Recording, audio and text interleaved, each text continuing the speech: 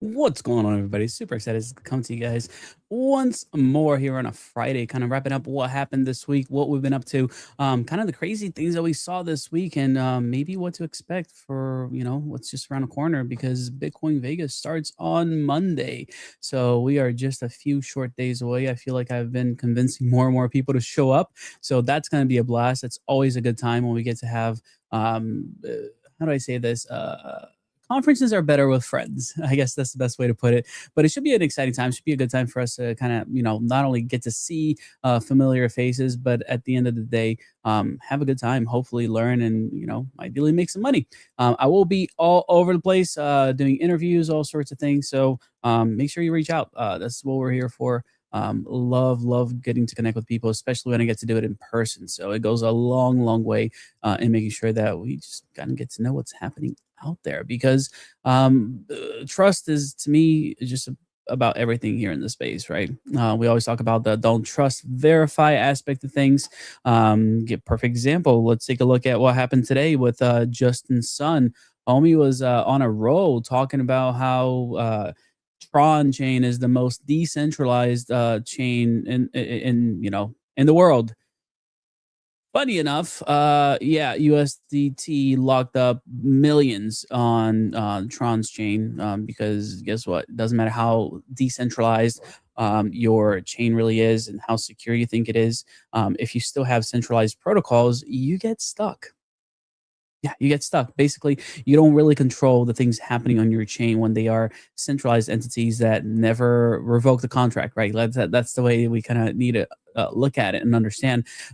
There's only so much you can do when it comes to ensuring, how do I say this? To ensuring that things are quote unquote done the right way or really decentralized. Lots of little fun things actually happening this week. And when I say fun, I don't always just mean fun. More along the lines of, can you believe this? Kind of fun. Let me make sure I can do some screen sharing for you guys here so y'all can see the fun stuff that I'm looking at. We pull this over to the side, resize this thing. But as always, this is not a one man show. I'm here for y'all. I want to make sure y'all are getting some of these things. Y'all remember? Actually, I just had a conversation. Just did an interview yesterday with a good friend of mine who was close with Sam as far as investment goes and things of that nature. He was like right there, made lots of money and all that good stuff. And we were talking about how bad decisions were made and that people shouldn't have been trusted. And talking about trust, this goes along the same lines, especially because, yeah, lawyers. And why do I say lawyers? I'm trying to make this thing a little bit bigger so y'all can read it. Um, how can we forget? Boom, that hair right there. Where are we at? Let me make sure I can get a create new scene so y'all can see my screen and it will look pretty. Here we go. Yeah, right there. Hopefully y'all know that guy, that face that everybody came to despise over the years. Who everybody thought, oh, there's no way this guy can get in trouble. Do you know who his dad is? Well, he sure is in jail. Just like many others have been. But take a look at this. If Sam Bankman-Fried's FTX didn't liquidate its investment following its collapse, it would still hold. This is insane. Like 27x on Solana at 5.1 billion. SpaceX worth 15 billion, Cursor at 3 billion, Robinhood at almost 5 billion, Entropic at over 80 billion dollars, and Genesis Digital over 3.5 there. That's a lot of money. It's kind of wild to think like Sam was making good calls as far as what he was picking up. He just happened to be scamming people while he was doing it. So you got to take things with a grain of salt in the space, figuring out what actually makes sense to be a part of, and strategies to follow. So, and the reason I say that is because Sam was making very good decisions when it came to investing. Does that mean that we should praise him for it? No, he's a jerk for what he did to our space. Not cool at all. But it did show us that there is room, I guess you can say, for success of people that are willing to buy and hold. I mean, who wouldn't want to get a, a 75x on SpaceX, for example? Like that's a good call. There's nothing wrong with some of those things. It's just a matter of figuring out where do you land? How do you kind of figure what makes the most sense. The perfect example is that Tether, little freeze on Tron. And by the way, I figured out the number here that I wanted to bring to you guys. It was $344 million is how much we saw get essentially sucked out of Tron. And it's kind of wild to say that sucked out basically means that somebody didn't get paid, right? But that's exactly what happened. And it was all because you had what do you call it? The Fed basically go, hey, this needs to be locked up. These are scammers. And USDT basically said, sir, yes, sir, we will comply. And that's what they did. And people lost their money. Is that a bad thing? This is the morality question that people always kind of come to.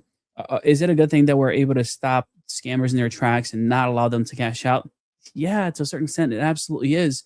But it also doesn't give me any assurances or make me feel good that the funds that I own aren't going to be held by somebody that can, at a flick of a button, somebody can say, nope, we are going to go ahead and lock these funds up because we think XYZ might be happening. This happens way more often than people want to admit. It's just a sad fact of the matter in the world that we live in, that you don't own anything and you're going to like it, which is, again, why I'm in this kind of crazy world of blockchain tech in the first place, is actually having ownership of these things, because it does make a difference. It does go a long way to what actually matters. Now, this is going to be hopefully. Actually, I have no hope, but I'll show you what I'm looking at. And I think Ash did a good job putting this together for us to kind of understand. Here we go. Since we're talking markets, let's talk some markets. Here we are. So, two scenarios we got going on right now, and this is the chart to go along with it. So Bitcoin closes above 80,000 on daily, improves this rally and momentum real. We see Bitcoin explode to 86 or 90 next. Bitcoin gets rejected from here. We see a sharp drop to 74 to 68. This is the chart that he's looking at. So right now we are, I should probably do this live to help everyone. Coin market cap. Let's take a look at what the numbers look like right now. We're looking at 77 at this moment, which is technically holding over the last week. We've been a little bit, not sure as far as what's happening, because we've had a couple of good days without anything crazy happening. I mean, are we at our good old time, all-time highs? Absolutely not. But man, like, I'll take what we got going on right here over what we've seen any day. So this is kind of how the charts are looking right now. Like, the fact that we're still holding up here is a very, very good sign. I mean, looking back here on the 22nd, this is just 2 days ago, we almost, we got over that 79 mark. We got close to the 80, but a little unfortunate rejection brought us right back.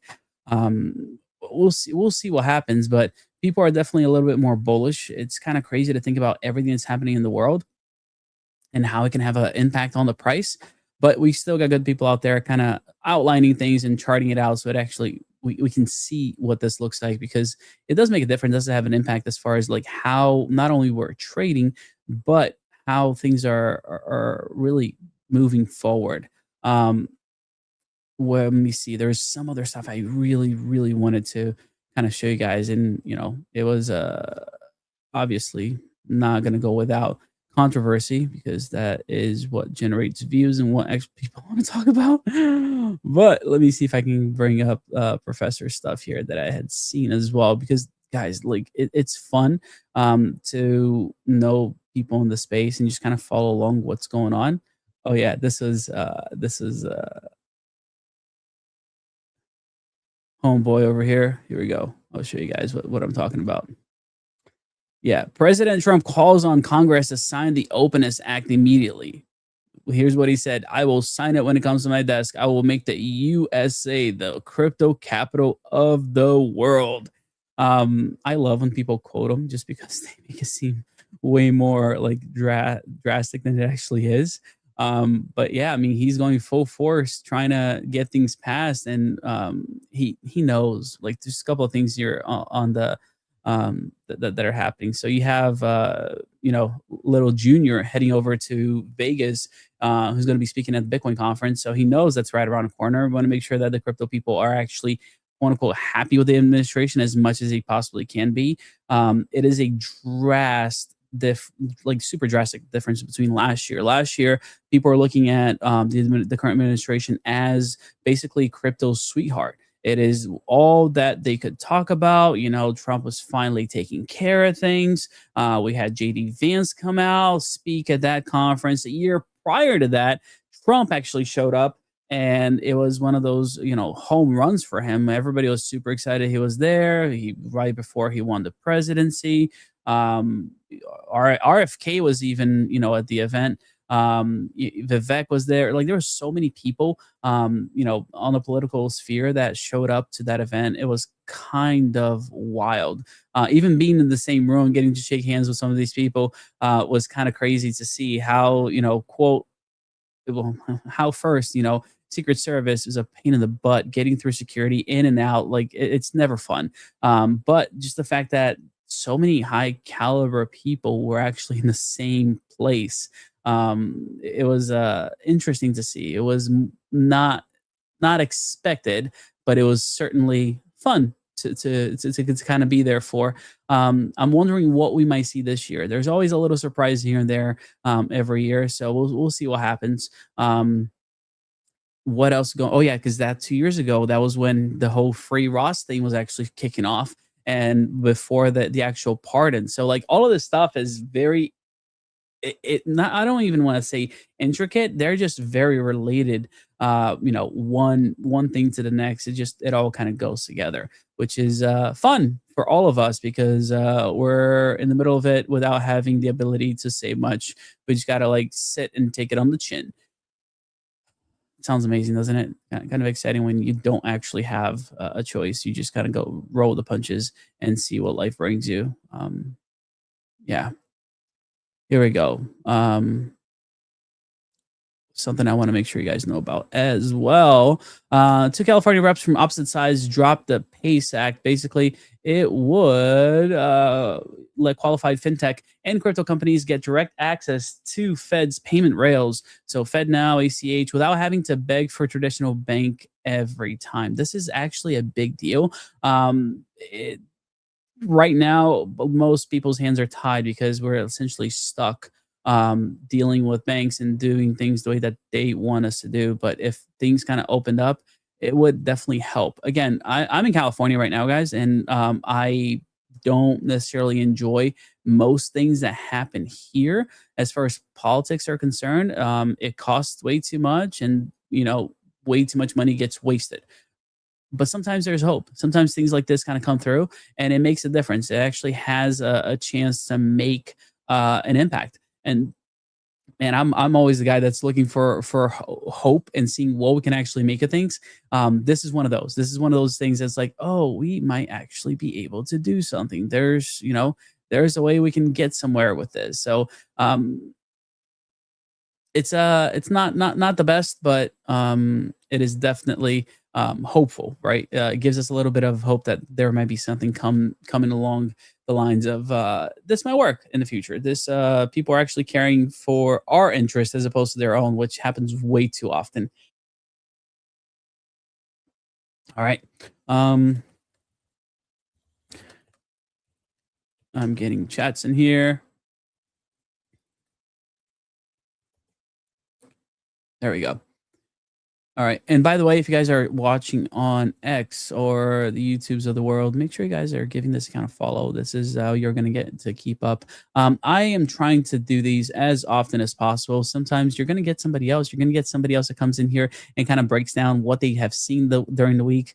I need to do better at this. I will definitely let you guys know on my own account when I'm the one kind of hosting these things, and I'll put it out there.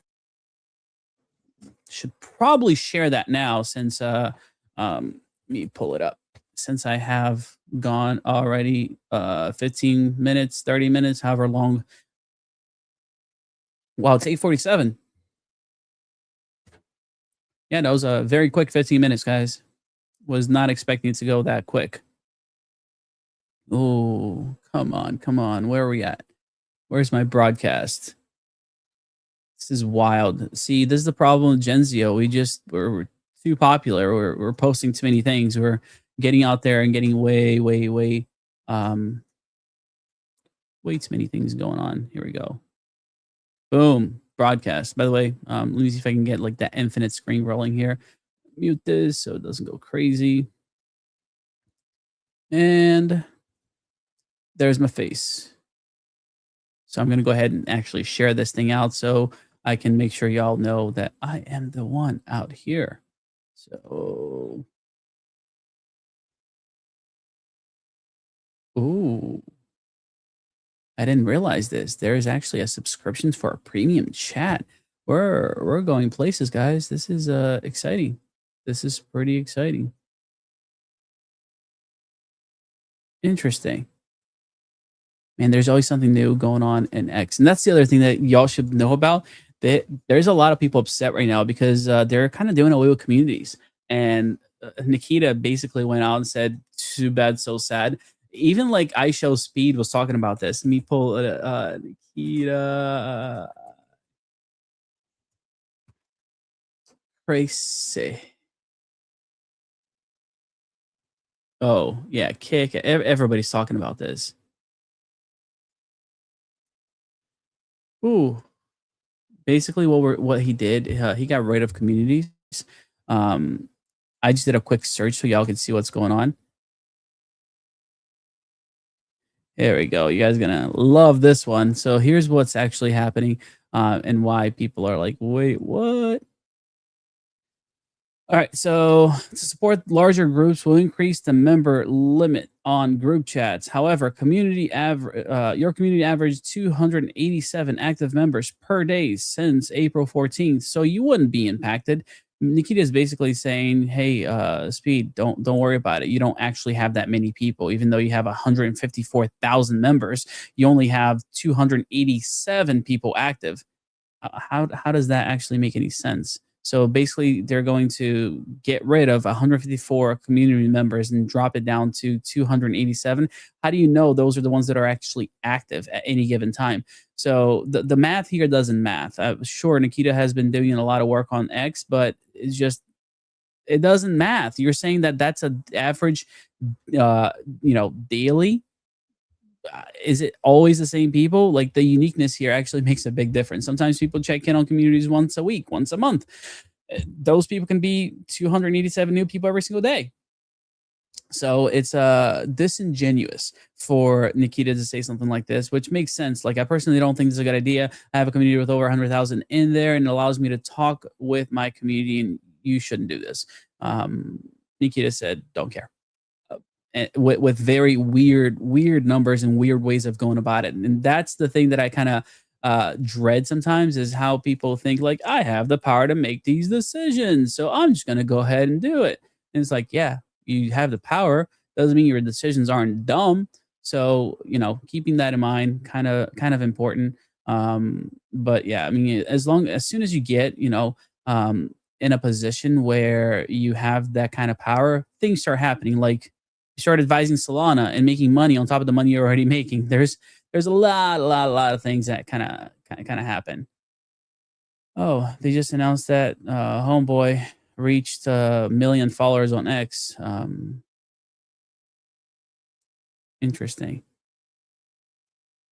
Yeah, guys, I still don't get it. I still don't understand how some of these things um, actually make sense. What I do love is that sometimes, regardless of like your position on a platform, you can still get community noted. So if you guys take a look at this post it right here, you're gonna see he's like, we're announcing two product changes, organizing communities on X. Community, just went for it. Community purpose is different from chat. Communities works asynchronous, meaning members can browse and post which wants to engage with. So um, yeah, due to the declining usage, where going back to deprecating X communities May 6th, it's wild that he is getting community noted on his own post about the changes to the platform. I kind of love it. Like, we've heard you give us, give sufficient time to migrate. You have until May 30th to transition to X Chat. We'll also increase group chats to 500 members tomorrow and aim to reach 1,000 in the next couple of weeks. This should cover all but a handful of communities on X. Yeah, this is rough. This is rough, which is why, community notes is super helpful. Again, the largest the largest creators on the planet regularly house communities of over 100,000 members with thousands of active members every day, offering support through an XChat feature that only supports 1,000 members is a fraction of the functionality, and it's just not logical. Again, huge logical fallacy here that Nikita just doesn't want to pay attention to, doesn't want to actually admit, which kind of blows my mind. How the why how um who wants to join my this is bad. Who wants to join? I would, but I hear there is a limit. Sorry, I just got troll while we're at it, because like, what are you gonna do, complain about it? Nothing that's gonna do. So might as well just have some fun with it. Not ideal, but it's what we got, it's what we're dealing with, so just kind of roll the punches. It's the best advice that I can give you. Just make the most out of it. There's always something that goes wrong, and not much you can do. Yeah, it's kind of what's happening right now. Something important: the Clarity Act markup that's tracking towards May. So senators are kind of split on the timeline there. There's always something going on as far as getting these laws and everybody up to speed what's actually going on here. Let me see if I can pull up something that makes sense for me to share with you guys along the lines of this one, because it's actually important. It impacts all of the stuff that we're doing, all of the things that we're into. Here we go. It's an article, but I guess I can share it just to give you guys a little bit of insight, because this is like the stuff that people will talk about in a little bit. And y'all, oh look, we up there, guys. We up there. Anyway, so here we go. New Clarity Act markup tracking towards May as senators split on timeline. So they're pushing for a May markup, and Senator Loomis is pushing back. Flips on CBDCs, and a new bill would expand crypto's access to the Fed. We thought it was over as far as CBDCs go, and it sounds like they still want to have their hands in everything. They still want to actually touch things that they shouldn't be touching. I don't even know how to describe it. That it's just it's something to not only pay attention to, something to voice your concerns on, because this is the only way actually things get changed, things get done, is when you say something to these people. I mean, they're supposed to be working for you, supposedly. So my recommendation: go out there and make it known that it actually matters. It's not, yeah, it's just not something you sit back and let happen. You got to make sure that things are being taken care of, is the best way I can say it.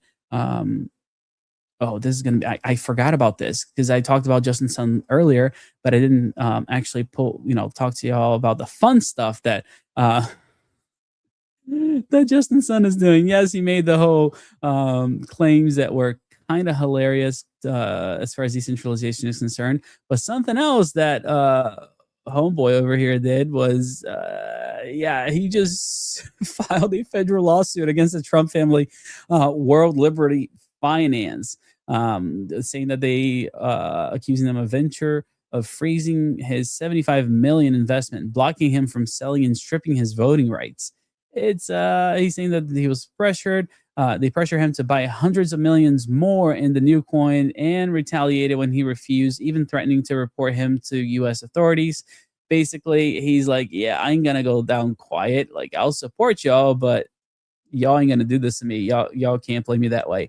Which is wild to think about. Like, if you could think about like the amount of money that's rolling back and forth between these people, it's I would never saw this one coming from a mile away, but Justin's like, yeah, y'all gonna do this to people. I can play hardball too. Like you want to get exposed to how things are actually operating there. You're gonna report me. Guess what? Go for it. Let's do it the other way. I'll go ahead and let everybody know what you guys are up to. Crazy, crazy stuff. Yeah. Oh, just got a message, but a friend of mine is not going to Bitcoin conference. The response should be, "Don't be a loser." There we go. Don't be a loser. So hopefully they change your mind. Doubt that's going to happen, but the more people I get to hang out with at Bitcoin conference, the better. I really do mean it. Like these places are amazing, and it's not because of the conference itself. It's because of the people I get to actually see in person. I connect with so many of you guys every single day online, and if I can get a chance to actually go out there and see you, man, um, it's kind of important. Um, Here, I did find the other piece that I had bookmarked for y'all to hear, well, or see, because audio is going to come through that well. So I should just show it to you on screen. Boom. Kevin Warsh confirms that crypto is part of the financial system. Senator Cynthia Lummis, do you believe that digital assets should be incorporated into our financial industry so Americans have new investment opportunities? Homie just went all in. Is like, what do you mean? Like, digital assets are already a part of the fabric of our financial services industry in the United States. This is the proof for y'all that, the whole normie narrative is basically going away. We can't expect the normie narrative to stick around forever because guess what? These institutions, they're leveraging blockchain tech like you would not believe. Most organizations or corporations that are up there with financial services, or even the ones that are not in financial services, I'll give you your Walmarts of the world. Guess what? They're on blockchain.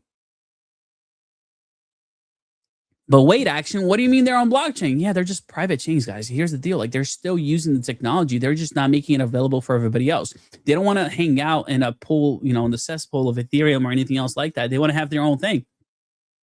The technology helps them auditing, keeping track of things, but they don't have to pay exorbitant gas fees or anything along those lines. Think about it. They have a database like they've always had, but it operates in a way that people are not allowed to change things once they actually happen. Again, the technology makes a ton of sense. If you want the extra security to go along with it and make it public, sure, you can use your Bitcoin and your Ethereums of the world, but that's not what most of these organizations are doing. They're doing things internally, and they're doing everything they can to keep it internal. I mean, it's their data, it's it's the things that they're building. They want to be the first, the pioneers, and they are doing it quietly. There's no reason for them to flaunt this. Again, every time you go, oh yeah, I'm in crypto, people are like, okay, weirdo. Happens way more often than most people like to admit. So what do these organizations do instead? They just go out there and they create their own thing and they build it and they work on it quietly because they don't have to flaunt it. They don't have to go out there and say, oh, we're going to be on Cadena. But yeah, that's dead. They just do their own thing on their own, and it suits them quite well because they're not paying extra fees to anybody else. They get to retain 100% of the value of their platforms. And yeah, I mean, I would say sharing is caring, but why share when you can have it all to yourself? Kind of the best way that I can put it. Let me see here. I did want to make sure I shared something else. Guys, through my week, what I'm doing is actually like writing things down and trying to see, okay, what is it that's important for people to know that happened or funny that happened? Because there is that too. Um, yeah, this was a good one.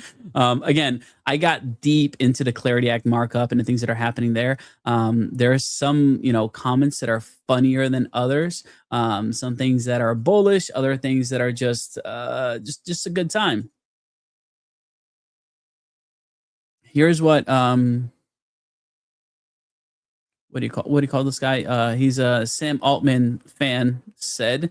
Ken O'Leary said that Clarity Act will pass and send Bitcoin to $200,000. Trillions incoming, guys. Trillions incoming. Only time will tell as far as what that looks like. But I do hope he's right. It's one of those things. Like I don't want to always admit to the fact that things are quote unquote smooth sailing, but this bear market that we're in right now is kind of relaxing. I'm not losing my my shirt over anything. Bitcoin sitting at 70 something is just fine. I don't mind it whatsoever. And again, piece of advice for anybody that's trying to grow in this space: look for things that are adjacent to crypto, things that are parallel, right?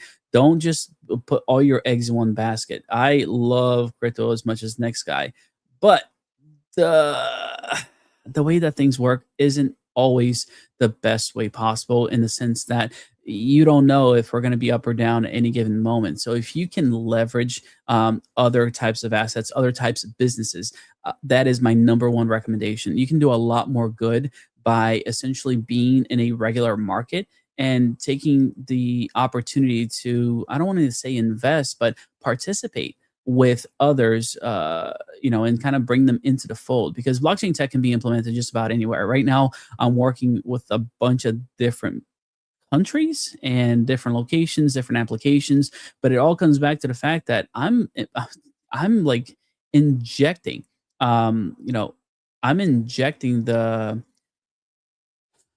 this blockchain model into everything that I do. So people want security, people want assurance that their brand new port that's worth over $1 billion is going to be not only secure but is going to be auditable. Well, guess what? My recommendation is, let's go to blockchain. Let's make sure that we're implementing tools here that are going to facilitate your life and keep it more secure. So even though, let's say, I'm not, dealing with something that's 100% crypto directly, who cares? Who cares? I'm actually doing a more good than for this space than most people, because I'm taking what we've put together and presenting it to real world applications, saying, hey, let's put this here. And there's always a question like, oh, isn't this like, I don't want to be like one of those variable coins tokens, like we don't want to deal with that. I was like, well, you don't have to. That's a beauty of the space. Once you understand it, and you're going to hear this a lot more and more and more. You're going to hear people talk about two things. It's either blockchain technology or crypto. Anytime you hear crypto, people are talking about trading. People are talking about your meme coins. People are talking about how to make money in the space. But when they start talking about DLTs or blockchain technology, we're literally talking about technology. We're talking about how we can actually get these people to the next level and change the way that they look at the world, which has a pretty positive impact when it's done right. Is it always done right? I wish I could say that was the case. Not always, but there's hope. And again, it's all a matter of how much can you do, how much can you pitch into these sort of things. People are like, let's increase adoption. It's like, okay, great. What are you doing? Are you accepting, cryptocurrency as a form of payment? Are you actually using it? Like, what are you adding to it? Because it's why are you just complaining? Do something. Get off your butt and actually do something about it. It's just not, um, not a way to do business, to grow, to actually get to the next level. We see this time and time again where people love to have their opinions. I mean, that's what, CT is full of. But when push comes to shove, do something good. It's not like you're going to make a difference, unless you're actually doing something about the space. Which brings me to something a little fun, that I've been kind of seeing a lot on my timeline that I wanted to share with you guys. Homie here, let me pull it up. Boom. He's going all out, guys. Like, the Sailor is just maxing it out. I don't see this often, but it's pretty hilarious. He's like, winter's over, and this was yesterday.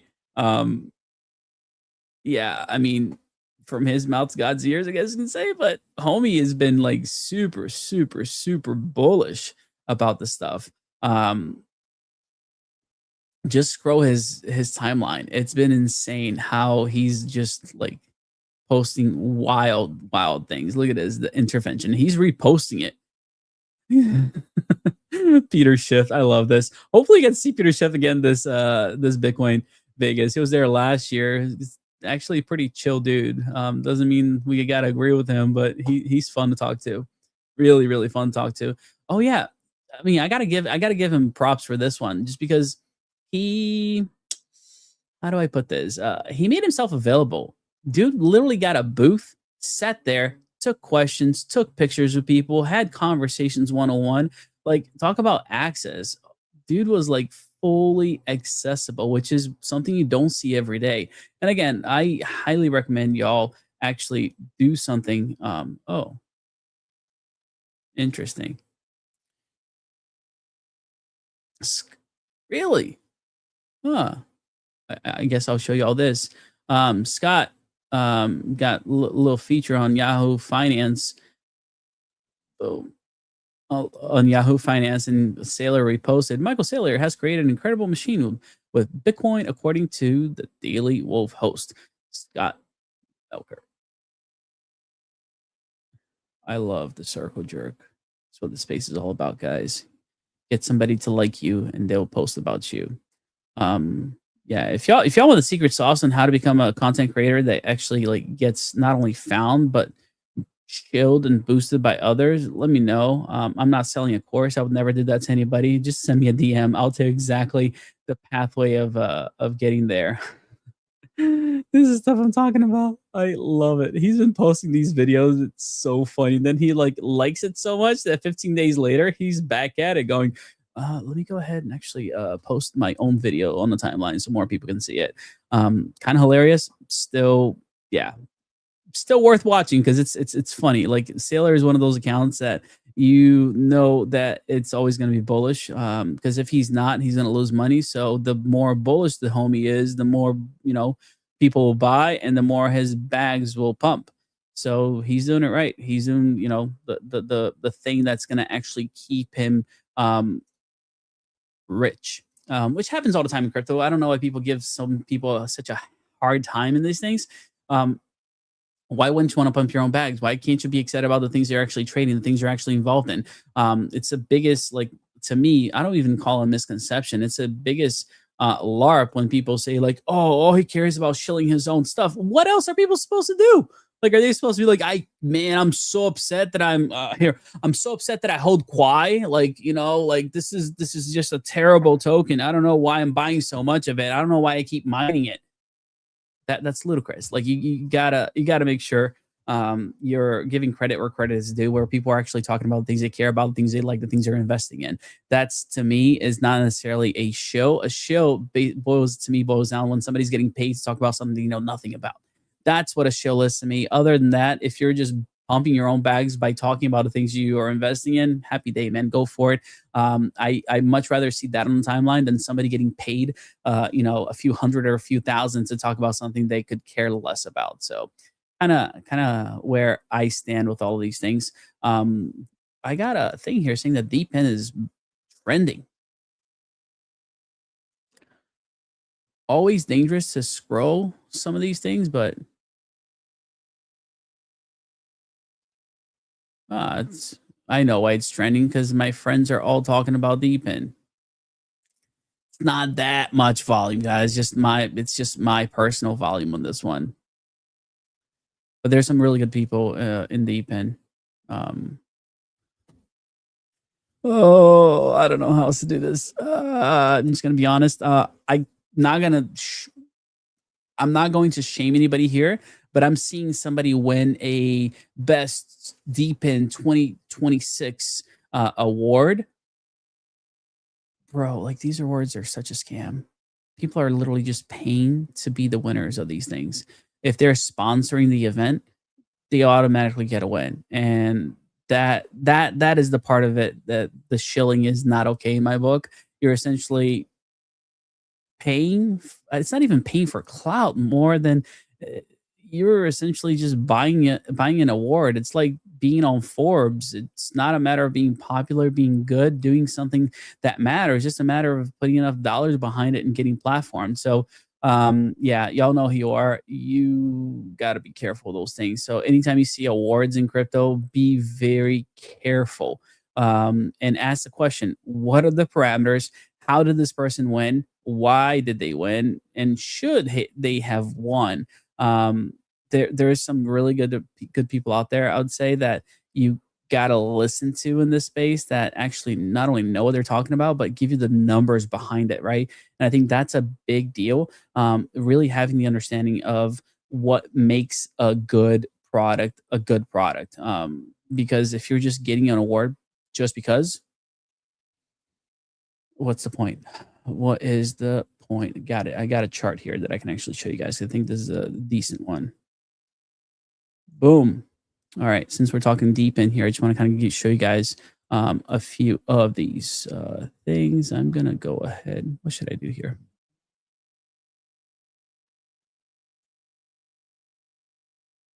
All right. That works. That way my face is not in the way and you can see all the numbers. But these are the top annualized revenue in the space. The fact that you have Helium making 15 mil every 30 days, and then you have GeoNet making 6 is wild because if you look at their market cap, it doesn't add up. It doesn't make sense for those numbers to be where they're at. Why would, a 3x opportunity here not be 3x up top? So that ARR is a very, very good thing to take a look at. Perfect example is taking a look at what's happening with your renders of the world, your Filecoins of the world.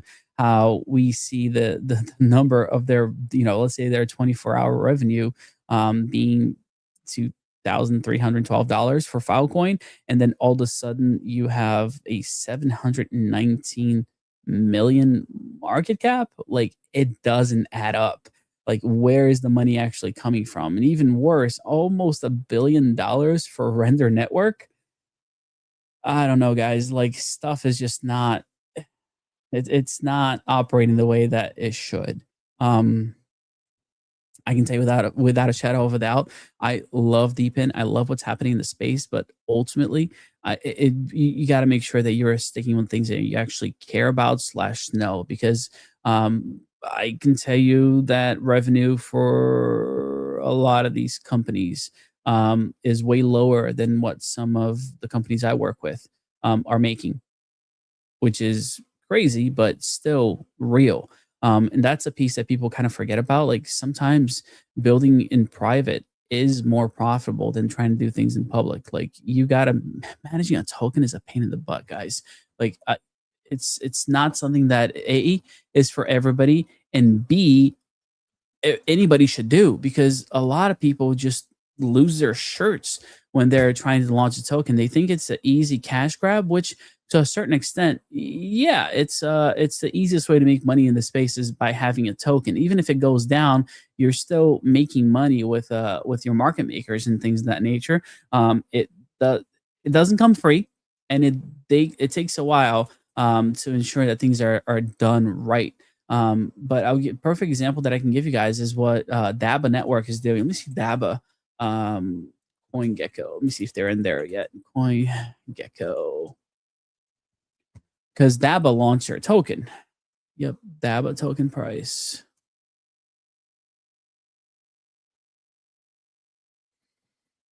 This is not going to be pretty, by the way. I know it's not going to be pretty. It's not hasn't even loaded yet, but it's what we're looking like. In the last 24 hours, we're down 15%. Last 7 days, we're down 25%. Oh, last month we're down 50%. So yeah, from where we launched to where we are today, kind of a pain, if I can be honest, to maintain some of these things. It is never fun to have a token that you have to manage actively. It's work. It's a lot of work. So doing it right does make a difference. A lot of people are mining Daba, for example, before the token launched, so they had accumulated. So a lot of people just cashed out once it went live. They're right now at a 40 million market cap. So in comparison to that chart that I was looking at, they're under GeoNet, and above some others as far as their market cap is concerned. But they're doing a good job. They're transferring more data than World Mobile, Helium, and all the other companies combined, which is insane to think about. So the numbers are looking good as far as the tech and the data is concerned. But when it comes to actual token price, things are looking a little bleak. I might have a way to fix this. I know it sounds a little crazy when I make these big statements, but I'm gonna reach out to these guys and see if I can help them. Over the course of a month, I might be able to actually bring this token price up 200%. or something along those lines, or even more if I continue to do this the way that I'm thinking. But there's opportunity, guys. Don't get me wrong. I mean, a token is just a token price at this current time. There's always opportunity to grow, to take things to the next level. And why am I lagging out so hard? We're gonna have to cut this short because everything looks to be freezing. Oh no, I was not expecting things to be this bad. Yeah, I'm rugging hard right now, guys. Anyway, here's my request. Shoot me a DM. I know I'm on the Genzio account right now. It's Action CEO all together on X. If you can't find me on the little search bar, it's because I'm shadow banned. So just type in Action CEO all together. You'll definitely find my account. I'm out there. Just look for Action Crypto and things of that nature. You'll find me all over the place. I have definitely over the last, I would gotta say, 2 years, built quietly. I literally got out of the spotlight to be able to get things done. It's been effective and it's been a blast and getting to work with some incredible people. But right now, what I'm gonna do is I'm gonna go trade with my trading bot so I can make money. I don't want to say passively, but I can make money while I work and get this computer back up to speed because everything seems like it's about to crash. But this has been fun. It's always fun when I get to talk to y'all, kind of give you an insight what's going on in the space, the things that I'm seeing, but most of all, getting to see what you guys care about. Because at the end of the day, if you guys want a good show, it really depends on what it is that you are looking for. And I can't look into the things you're looking for because I don't know them. So it's hard. So y'all got to reach out. Y'all got to tell me what you want to hear about, what things you want to actually see. I got to end this with like the Genzio outro. I had the action outro here somewhere, but I can't find it. So I guess we're doing the Genzio outro. Shout out to Genzio. You guys don't know how hard those guys work. It's pretty incredible at the team that you guys don't get to see behind the scenes. Even clients of Genzio, you guys only get to see a fraction of the people like behind the scenes is doing all the work. A lot of the people that do a lot of the grunt work, that deal with me, that put up with me, y'all don't get to see him those people on a daily basis or even a month at all. Like they're not public for most of the time. They're just working, they're grinding, they're in the background finding resources, they're processing my invoices. Like there's a lot of people involved to make something like this happen. So shout out to you guys. I know y'all don't get the credit you deserve. You're working really hard to make things happen. And I think that's just the case in, everywhere. A lot of people that are in the space are doing a lot of good. And unfortunately, people just don't get to see them that often. But for all of you that are the unsung heroes of our space, I see you. I know you guys are out there. Thank you for all the work that you do. Thanks for not rugging everybody. Thanks for actually putting good work into it. And I'm talking about people across the board. Doesn't matter if you're in your Web3 world or if you're just in Web2 and really implementing DLT and blockchain technologies, actually getting our space to be adopted by the true masses, the organizations, the corporations that are actually going to make a dent in the way people look at our space. So shout out to y'all. And yeah, I gotta, let me see. It's early. It's only 9:20 over here. So I got some vibe coding to do. I got some trading to take place in the background while I do that. And yeah, I gotta prep because I need to pack. I need to find my stuff for Bitcoin Vegas.